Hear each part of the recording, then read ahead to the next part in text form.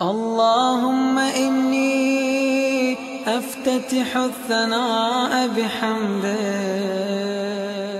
أعوذ بالله السميع العليم من الشيطان الرجيم. بسم الله الرحمن الرحيم، وصلى اللهم على سيدنا محمد وآله الطاهرين.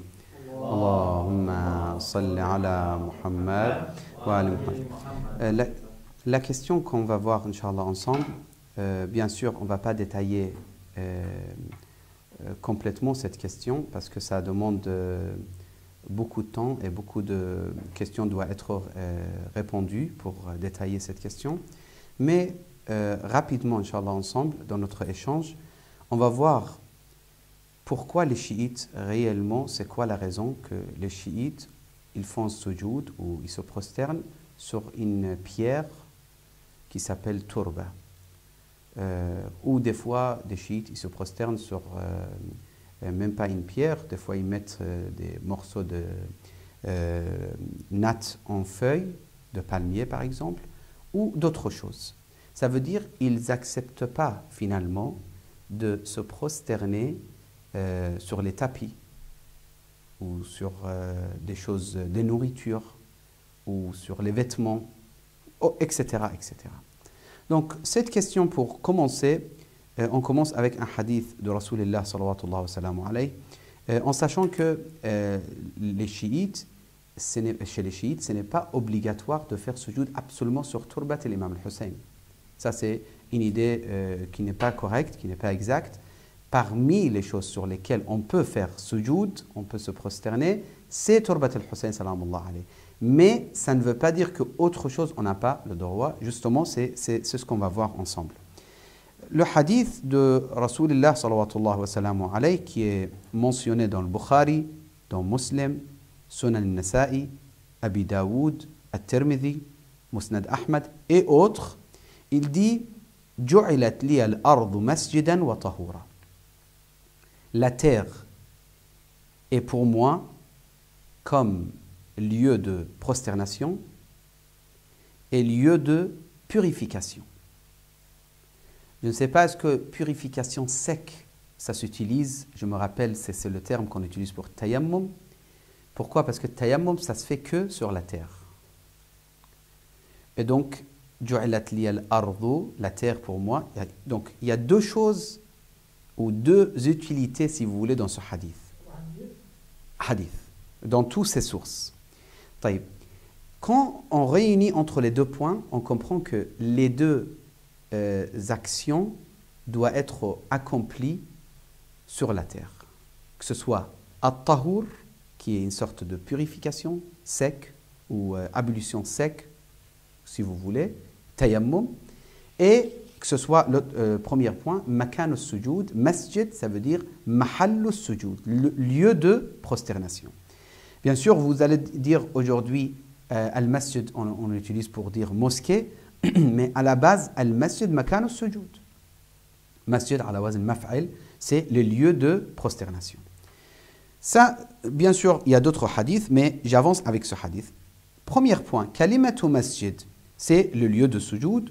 وَالسُّجُودُ هُوَ وَضْعُ الْجَبْهَةِ عَلَى الْأَرْضِ تَعْظِيمًا لِلَّهِ. Qu'est-ce que signifie sujud? C'est justement se prosterner pour Allah subhanahu wa ta'ala. يعني طيب al-ard, qu'est-ce que signifie? Maintenant on va parler de la terre. Qu'est-ce que signifie al-ard? Al-ard, dans les livres comment s'appelle, dans les grands dictionnaires arabes, vous trouvez la définition de l'ard. Il y a un peu de divergence, mais en général, il parle de at-turab, wal-raml, wal-hajar, et la terre, mais on ne dit pas, on ne peut pas mentionner, par exemple, tout ce qui est nourriture, des blés ou des arbres de fruits, etc. On ne peut pas l'appeler ard. Ard, c'est vraiment, al-ard, c'est la terre, avec bien sûr différents styles de terre. Peut-être c'est des rochers, peut-être c'est des sables, peut-être c'est la terre, peut-être, etc., etc. Tout ça, c'est de la terre. Tout ça, c'est ard. Quand je dis c'est de la terre, c'est ard. Le terme ard. Ça contient tout ça. ومما لا شك فيه أن التربة جزء من أجزاء الأرض فيصح السجود عليها. Donc là, ce qu'on veut dire, c'est que turba que les chiites utilisent, c'est parmi al-masadiq, comment on avait traduit le masdaq, parmi les exemples ou parmi les choses qui représentent la terre aussi. C'est parmi les choses qui sont considérées aussi terre. Masdaq min masadiq al-ard.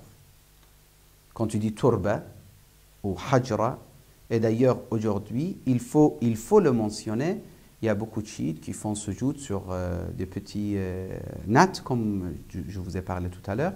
Ils le portent sur eux, ils font sujoud sur ça. Et juste rapidement, pour celui qui ne distingue pas entre sujoud sur quelque chose et pour quelque chose, ça c'est important aussi. Qu'ils ne font pas sujoud pour turba, parce qu'il y a des gens qui profitent de ça. Ils adorent une turba, ils adorent une pierre devant eux, ils les mettent. Donc ça c'est complètement injuste.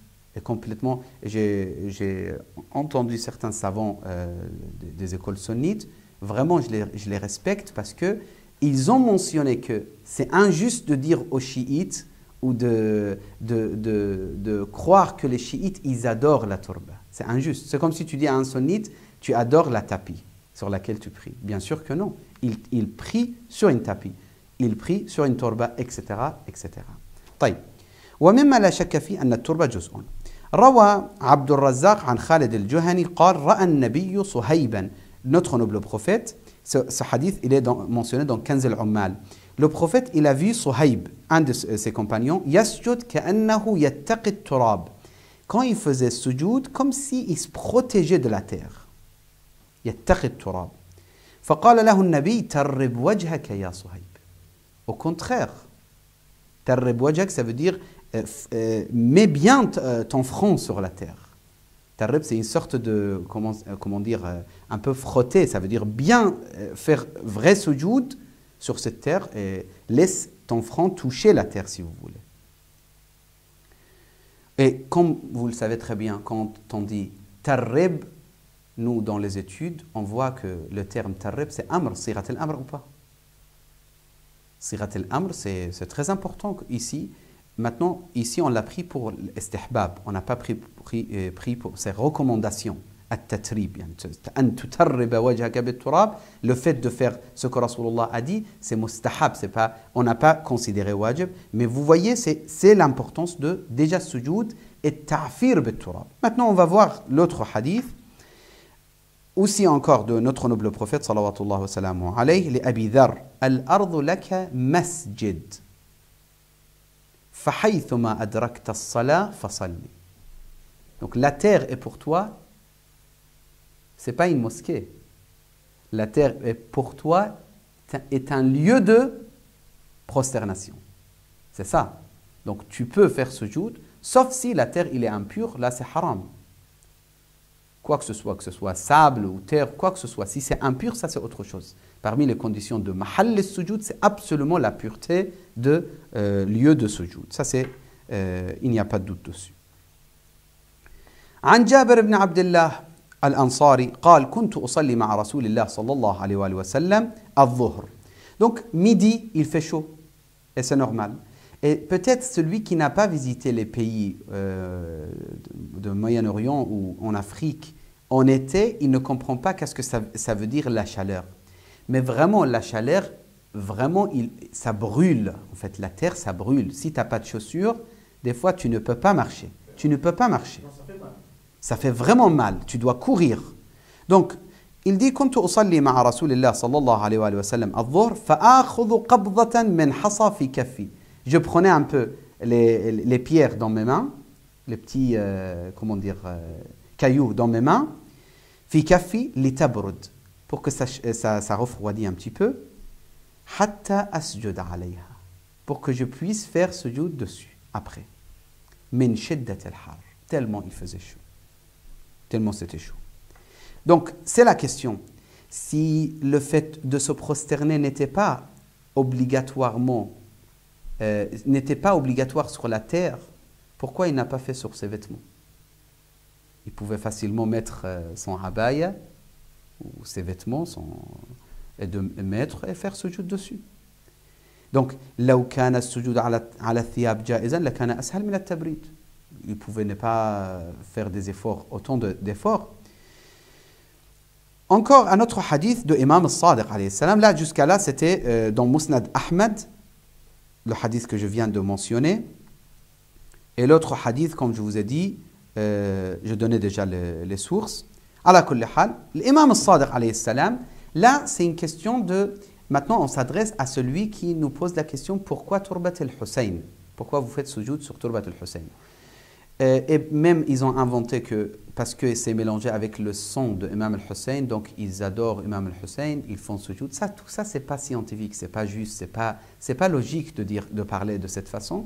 Parce que nous, on dit d'être objectif, c'est au moins, tu lis les sources de chaque école que tu veux critiquer, et après, tu peux mentionner ce que tu veux mentionner. Mais de dire des idées comme ça, surtout des fois, on voit des gens qui se prétendent d'être savants et qui parlent de cette manière. Donc, l'imam al-Sadiq alayhi salam, il dit « As-sujudu ala al-ardi faridatun wa ala al-khummarati sunnah ». Donc, c'est obligatoire de faire sujoud par terre et c'est sunnah de faire sujoud sur cette natte en feuille de palmier qui est appelée khummara. Encore un autre hadith « As-sujud ala ma ambatat al-ard illa ma ukila aw lubis ». Donc, tu fais sujoud sur la terre et tout ce qui sort de la terre, toutes sortes de plantes. Sauf ce qui est consommable, comme nourriture, ou utilisé comme vêtement. Donc, le coton, par exemple, le coton, c'est utilisé comme vêtement, on ne peut pas faire sujoud. Après, pourquoi? C'est quoi la philosophie? Nous, ici, c'est ta'abbud, c'est l'obéissance à notre noble prophète. Il y a beaucoup d'actions dans l'adoration. Pourquoi salat al-subh de raka'a? Pourquoi salat al-dhuhr 4 raka'a? Pourquoi tawaf, 7 tawaf autour de Kaaba, etc. Ça, c'est ta'abbud. Rasulullah, il nous a ordonné. Et nous, on doit prier comme Rasulullah a prié. Et c'est ce point-là qu'on est en train de mentionner. Ce n'est pas que pour les chiites. Même celui qui aime Rasulullah, il doit comprendre que s'il aime Rasulullah, il doit faire la prosternation comme Rasulullah a mentionné. Même s'il est sunnite. Même s'il suit une autre école. Il doit voir comment Rasulullah a fait ses ablutions, comment il a fait sujoud, etc. Maintenant, je termine avec un point. Si vous avez des questions, après, je serai à votre disponibilité. Un point pour terminer. Pourquoi Turbat al-Hussein? Nos imams, celui qui croit aux imams, nos imams, ils nous ont dit il y a des spécificités de Turbat al-Hussein. Et on n'a jamais dit que Imam Hussein est plus important que Rasulullah sallallahu alayhi wa sallam. Mais pour Turbat al-Hussein, il y a cette spécificité, si vous voulez, de fait que c'est très recommandé de faire la prière sur cette turba. Mais ni mélanger avec du sang, ni adorer Imam al-Hussein salamullah alayhi, rien du tout. Ça n'a rien à voir avec ces points. Et d'ailleurs, c'est important, chaque ziyara que les chiites, c'est en dehors de notre sujet, mais rapidement, chaque ziyara que les chiites, les pèlerins, ziyara, pas pèlerinage ou hajj, n'importe quelle ziyara, ils visitent un des imams. Avant le visite, qu'est-ce qu'il fait? Combien de fois il dit Allahu Akbar? Vous vous rappelez? Et nos ulama, ils disent que les imams, ils nous ont ordonné de faire Allahu Akbar pour ne pas oublier, c'est un abd de ibadillah, c'est un serviteur d'Allah qu'on est en train de visiter. Ce n'est pas autre chose. Il ne faut pas mélanger.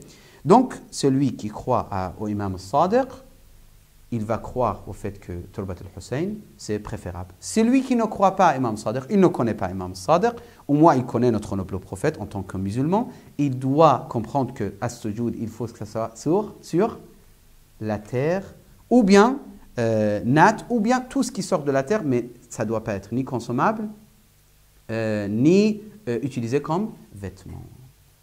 Donc, si vous avez une question, vous me dites, Inch'Allah les frères, vous avez une question, remarque. Donc, juste, je vous montre rapidement. Par exemple, les chiites, ils peuvent faire sujoud, prosterner sur ce genre de choses, qui est fabriqué un des frères qui l'a ramené de Médine.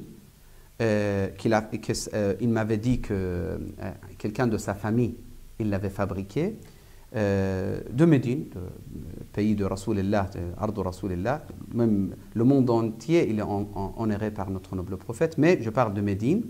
Et cette turba qui est de Karbala. Et que ça peut être de Medina, ça peut être de Mashhad, ça peut être de Najaf, ça peut être Turba. Ce n'est pas obligatoirement fabriqué à Karbala ou même Paris, oui, bien sûr, même Paris. Partout, n'importe quel Turba, tu peux faire sujoud dessus, ça doit être pur, c'est tout. Mais Turbat al-Hussein, qui est celle-là, c'est plus recommandé pour les chiites. Pour les non-chiites, s'ils préfèrent ne pas faire sujoud sur Turba parce qu'il doute, il hésite, il a peur, etc., au moins il doit obéir Rasulullah sallallahu alayhi wa sallam en faisant sujoud sur quelque chose naturel, mais pas sur les tapis en plastique, pas sur les tapis fabriqués à la main, etc. Non, plutôt la terre, les pierres, les bois, toutes sortes de bois, vous pouvez faire sujoud. Toutes sortes de bois, par exemple, dans les appartements, vous savez, des anciens appartements, on mettait les parquets, n'est-ce pas? Et les vrais parquets, pas nylon, pas plastique, les vrais parquets, ça vous pouvez faire sujoud, s'il n'y a pas, bien sûr, el mani'. أقول قولي هذا وأستغفر الله لي ولكم وصلى اللهم على سيدنا محمد وآله الطاهرين. ربنا تقبل منا